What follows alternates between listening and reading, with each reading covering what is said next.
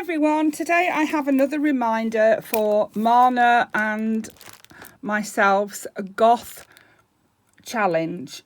We are inviting everyone to join in our Goth showcase, and what you need to do is make your little video, use the hashtag #DollsGoneGoth, and then pop over to mine and Marna's channels and link your video in our comments so that everyone can see it using the hashtag #DollsGoneGoth. This way people can type in #DollsGoneGoth and they can find your contribution to this Goth challenge. And that is on the 16th of July. 16th of July, that's the day that everyone is going to post their videos and that Marna and I are going to show you our dolls.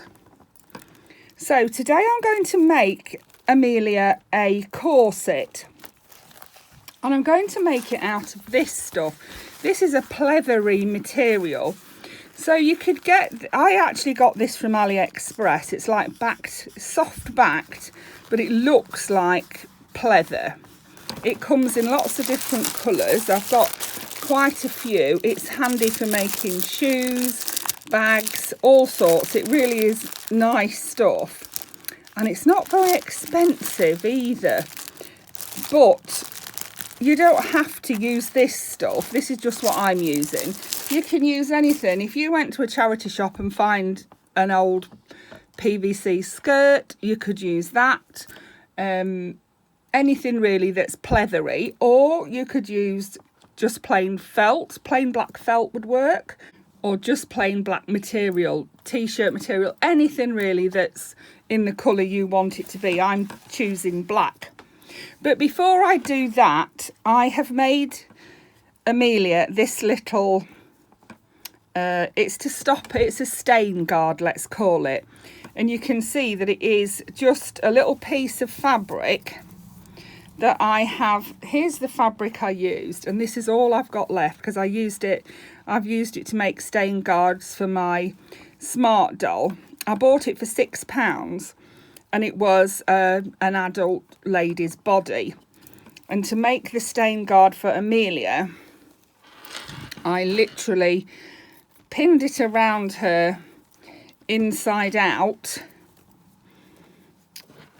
and stitched up where I'd pinned, and then I turned it the right way out, and I will pop it on her to save her getting stained from the corset. And it's actually not the corset that stained her, it was the lace that I had underneath the corset. But there you are. This will stop any lace or anything staining her, won't it? So that's what I've done. Just made her that little, it's like a stain guard. It'll stop any lace or anything I put on her from staining her. If you wanted to do them for the arms, you would do the same. Well, I would do the same thing. I would measure it around her arm, pin it into position, pull it off and stitch it, and put it back on again. Same for the legs. You know, no one's going to see it. That's the idea, that it won't be seen. And this stuff doesn't fray, so you don't have to edge it. You don't have to even have this fabric. You could use a white sock or a flesh tone sock. Any pale sock that's not going to mark her would do. So for the corset, I'm going to measure the length that I want. And I'm going for a long corset, so I want it to be this long. And then I'm going to measure it around her. So it's going to go around her like this.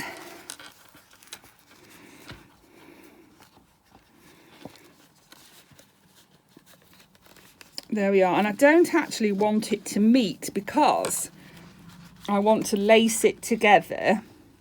And in order to lace it together, it needs to not actually meet. So I'm going to just fold it back like this a little bit before it actually meets. I can always trim a bit more off afterwards, can't I? So let's see, is that going to be, yeah, I think that's going to work, isn't it? Mark where I want to cut it.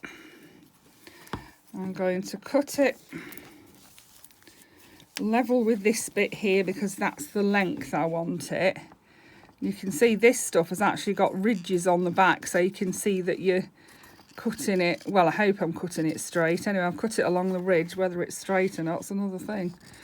And then we can cut up here, and then I can pop it around her.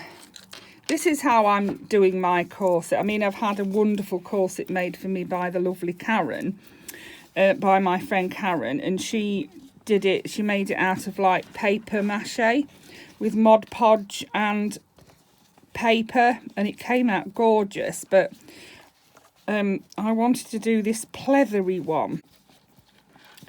This is just my simple corset. It's nothing too fancy. Anyone could do this, I think. So there we go. It doesn't meet all the way up, does it? It doesn't meet at the top, and it doesn't meet at the bottom. Now, what I did with my other corset was I put lace underneath it, and I wrapped it around just under her bust there. And then when I put the corset on and did it up, she had that little bit of lace sticking out of the top, and I liked the look of that, but that is actually what stained her. I've actually got more lace there than I needed. But yeah, and I literally just wrapped that around her underneath her corset, and I just liked how it looked peeping out around her like that. So let's get this corset done. I'm just going to put a little stitch in my lace like that to hold it in place underneath my corset. It only needs a couple of stitches in there.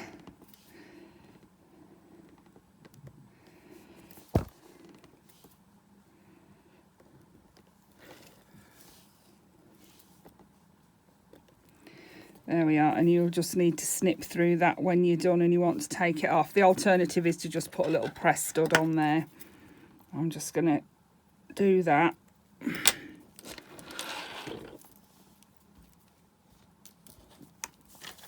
And I've got a wool sewing needle to use for my corset threading, and I'm going to use a different colour of, I've chosen this colour of thread, and it needs to be long enough to go from the bottom of the corset to the top and to lace through it. So let's just trim that. So the next thing I need to do is make my holes in my corset, and I want them to line up. So I've trimmed the edge of my corset to match each side, and then I'm going to poke the holes through both sides at once. I've got some very sharp scissors, so do be careful when you're doing this. Don't do it too near the edge or it will just tear the hole. Do it a bit further back and do your holes, like I say, poke them through both sides like this, and then your needle with the thread will go through. So I've got one there and another one around here. So I've made my holes all the way down. You can see the holes there. The next thing to do is to wrap your corset around your doll. Position it roughly where you want it.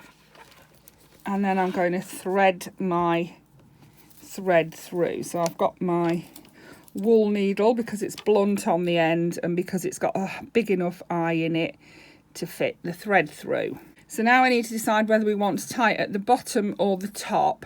I've decided to tie mine at the top. So I've threaded it through both holes at the bottom. I'm going to cross it over like this so that you can see it. And then I'm going to go through this side like this. If you've got two needles, that's very helpful. It's like lacing up a pair of shoes, really. So I've gone like that, and then we cross them over. And then we want to come out on top again. So we'll go underneath that side and underneath that side. And then we can cross them over. Do the same again. In that one and in that one. cross them over underneath, and then underneath and out again, so you're on the top again. So there's my long corset. I've got the lace sticking out the top, which I love. I loved that the lace was sticking out of the top. And then I'm going to just tie a bow in the top there. For her summer dress and her short dress, this is what I've made her. This is what she's wearing. She's got her stripy socks on and she's got her long corset. So that was my little corset tutorial. I hope that's useful to someone. And as I say, you don't have to have it this long. You could cut it off there if you only want a short corset, couldn't you? You could cut it off just there and just do it like that. I wanted it to be more of a dress corset, so, you know, down nice and long. I hope that was useful to someone. Thank you for watching. Bye for now.